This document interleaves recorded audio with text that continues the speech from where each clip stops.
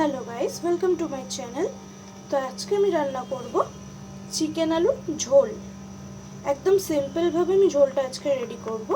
तो तार जोन्नो देखो आमि एखाने 500 ग्राम मतो चिकेन निये निয়েছি আর এখানে ম্যারিনেশনের জন্য আমি এখানে অল্প একটু নুন ব্যবহার করছি। আমি রান্নায় নুন দেব, তাই এখানে আমি অল্পই দিলাম। এরপর আমি এখানে দেব টক দই। আমি এখানে টমেটোর ব্যবহার করব না, তাই এখানে আমি টক দই দিলাম। তোমরা চাইলে টক দইটা স্কিপ করে টমেটোও দিতে পারো।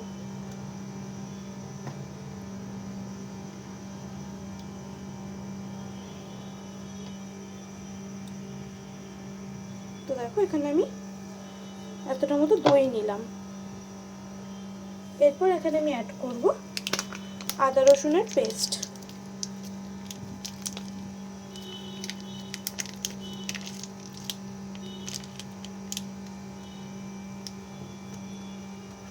তারপর সবকিছু ভালো করে আমি মিক্স করে নেব।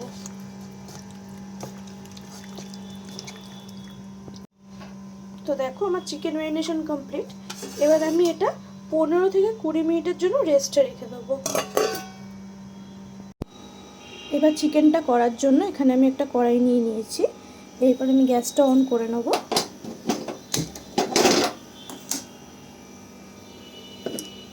তারপর কড়াইতে পরিমাণ মতো সরষের তেল অ্যাড করব।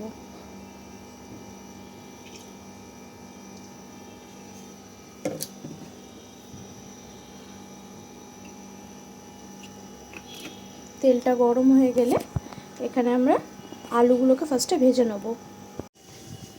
তো দেখো তেলটা গরম হয়ে গেছে। এরপর এখানে ফোড়নে আমি একটা জাস্ট তেজপাতা দিয়ে কেটে রাখা আলুগুলোকে ভেজে নেব।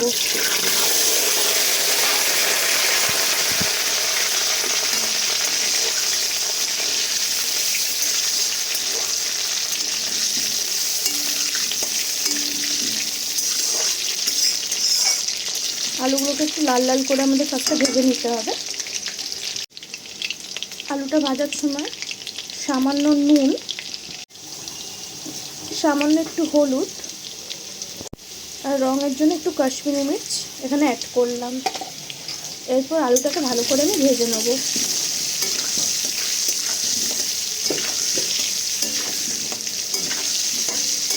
কাশ্মীরি মির্চ দেওয়ার কারণে আলুটার কালারটা খুব সুন্দর আসবে।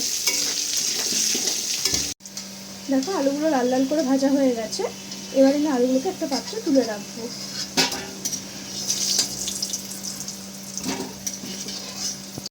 এরপর আমি এই তেলে কেটে রাখা পেঁয়াজ কুচি অ্যাড করব।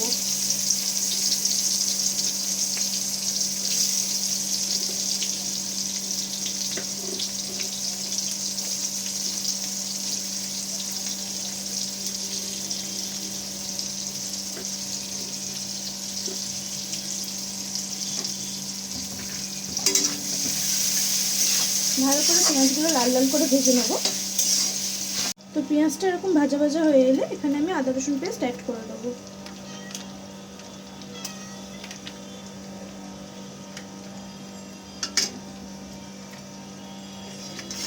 তারপর আদা রসুন পেস্টটা ভালো করে এখানে পেঁয়াজের সাথে মিশিয়ে নেব।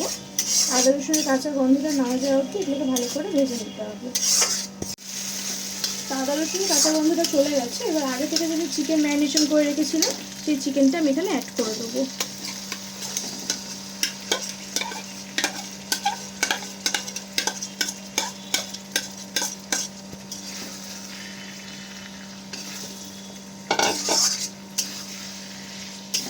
ভালো করে চিকেনগুলো কষিয়ে নেব মশলার সাথে।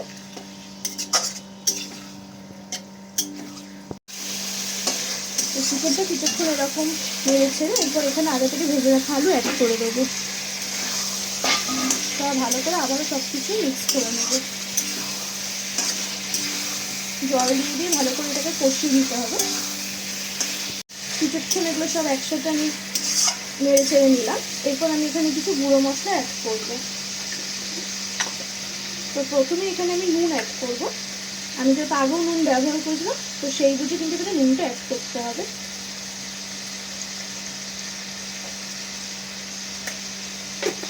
তারপর এখানে আমি অ্যাড করব হলুদ।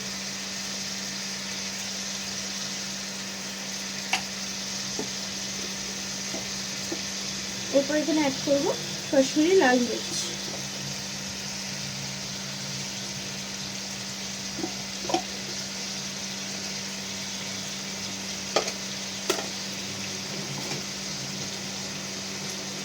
এরপর ঝালের জন্য এখানে অ্যাড করব লঙ্কা গুঁড়ো।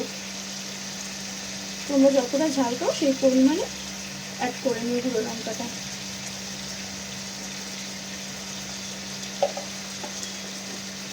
আর সামান্য এখানে একটু আমি গোলমরিচের ব্যবহার করছি,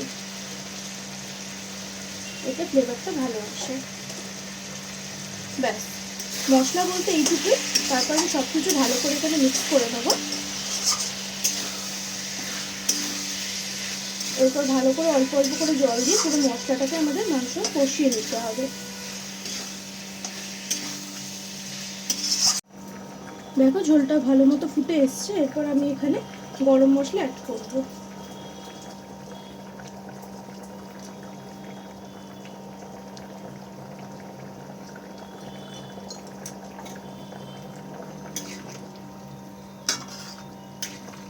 এখানে কিন্তু এই ঝোলের পরিমাণটা একটু বেশিই রাখবো।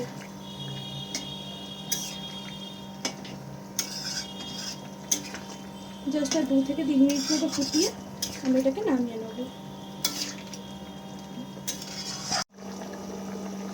দেখো 2 মিনিট পর ঝোলটা ভালো মতো ফুটে গেছে। এবার আমি গ্যাসটা অফ করে দেবো। আমাদের চিকেনটা কিন্তু একদম রেডি। তো চিকেনের এই আলু ঝোলের রেসিপিটা তোমাদের কেমন লাগলো অবশ্যই জানিও। ভালো লাগলে লাইক, কমেন্ট এবং ফলো করো। টাটা।